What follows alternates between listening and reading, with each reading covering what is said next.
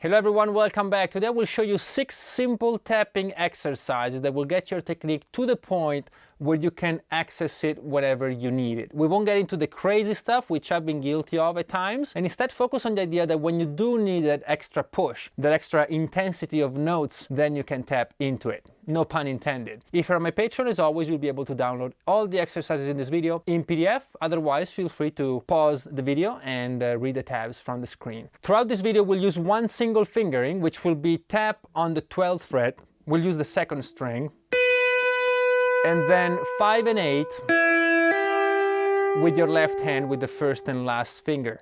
That's just for the video, of course, and you should mix it up. I'm going to give you a link here to a video on legato, but legato and tapping are close relatives, and you can find many ideas of different combinations by following this video here. The technique of tapping itself is very personal. I don't think I've talked to more than one guitarist who does it exactly the same as another, but I'll show you how I do it, just to get you started if you need the help. When I tap a note, I like it to be a hammer. It's either on or off. Make sure you don't go like that, right? You get this very weak sound, and usually it doesn't sound at all. So make sure you are hitting the note with conviction.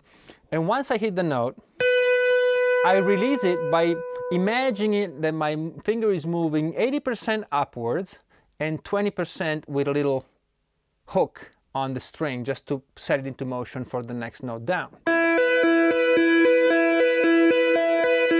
I don't do too much of this. Sounds terrible. And if I only lift it up, I don't get not just the volume, but the attack on the next note. And then the rest is all legato, of course, and I again send you to that video I linked before. All right, so with this in mind, let's look at the first exercise. Exercise number 1 is an ascending pattern, and we'll start with the tap on the 12th fret of the second string. Feel free, by the way, to do it on any string. We'll have to eventually apply it to all strings. And we release the 12th fret to the 5th, and then legato or hammer on the 8th. So all together.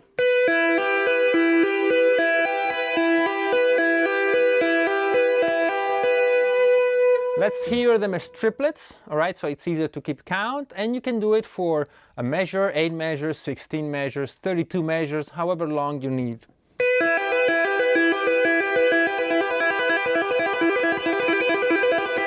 I will refrain from actually shredding in this video. It's not useful for anyone. But the idea is that when you speed up, it's very important that the movement of the fingers becomes smaller and smaller. And we'll see that later as we descend, which is a bit more complicated, but let me explain. I hit the 12th fret with the index finger, 5, 8.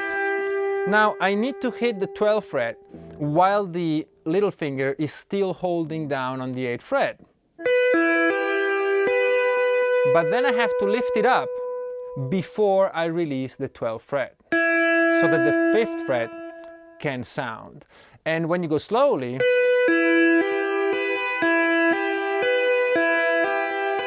you can actually think of these movements as separate, discrete movements, but when you do it fast enough, it becomes almost instantaneous. I'm still putting the finger down and lifting it up at that split second where they meet. All right, so that's something you have to keep in mind if you're trying to speed things up. Of course, practice this on all strings. You could spend a few minutes on each.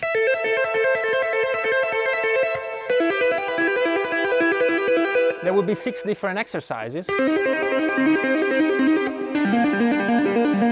Try to get the same sound on each string, the same attack, the same feel, because that's a sign of a great tapping technique.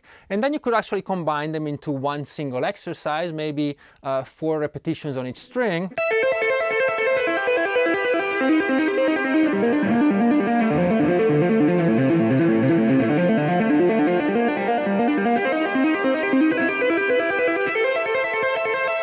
Something like that. Exercise number 2 is the same thing basically, but descending now. So again, we start with the tapping and we play the 12th fret. And then we release the 12th fret to reach the 8th fret, and finally a pull off to the 5. A lot of you will struggle with this exercise, and again we have to go back to the idea of 3 discrete movements. Okay, so let's examine this for one more time, and then I will spare you for the next 4 exercises. But this is how it goes. You hit the 12th fret, the 8th fret, the little finger, has to be already on the string, ready to ring out as we release. And then it's a pull off. But now I have to put the 12th fret down, the tap, almost at the same time as the 8th fret with the little finger, so that when I release it, it's already there. You'll find that a lot of beginners will make this mistake. They won't be able to separate the tap from the little finger, and so sometimes they will play actually 4 notes, which, fun enough, is exercise number 5. Okay, we don't want to do that now. So make sure 12, put the 8 down, release the 12, legato, 12, 8, down, 12, and when you speed it up, you'll be able to get those 3 notes clean and with purpose. Exercise number 3 combines ascending and descending into a single pattern, and it's easier to just do it than to talk about it, so this is what it sounds like.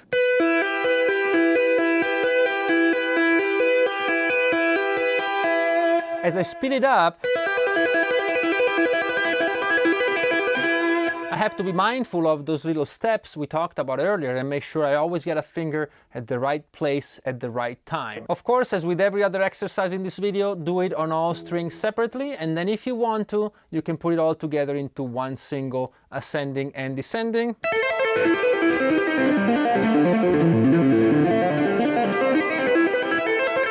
Just like that. For the next 3 exercises, we're going to move on to 16 notes or 4 notes per beat figures, and these might present a bit more of a challenge than the first 3 exercises. The first one is not so bad. So exercise number 4 goes like this.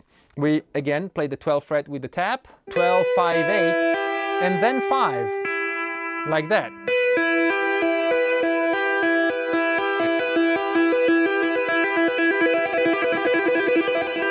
Exercise number 5, it's basically the same thing, but backwards. So this is 12, 8, 5, 8.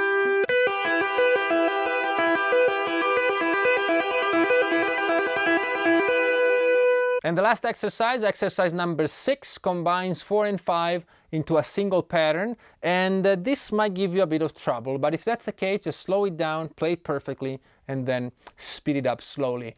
That's what I'm going to do. I'm going to play slowly for you because I don't want to mess up, and this is what it sounds like.